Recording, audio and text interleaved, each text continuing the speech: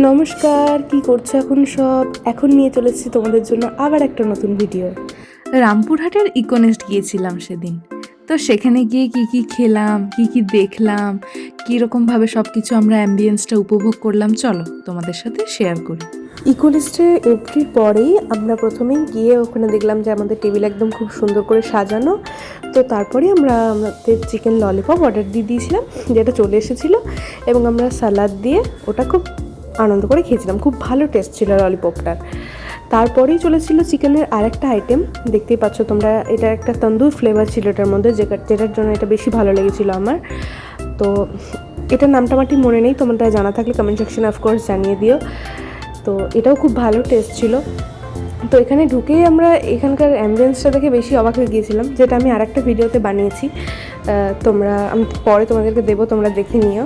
আরেকটা ভিডিও থাকবে, এখানে শুধু খাবারটাই রাখছি। তো ওটা দারুণ ছিল, তন্দুরের ফ্লেভার নিয়ে, পুরো ভিতরটা একদম সফট জুসি যাকে বলে।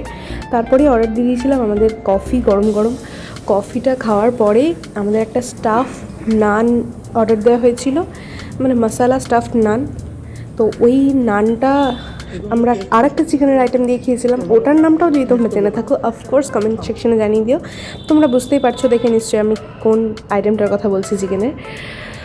এটা ছিল, এটাও দারুণ ছিল। তারপর আমার ফেভারিট আইসক্রিম খেয়ে আমরা আজকের মতো আমাদের খাবারটা শেষ করলাম, ভিডিওটাও শেষ করলাম। দেখা হচ্ছে নেক্সট ভিডিওতে, ততক্ষণের জন্য বাই বাই।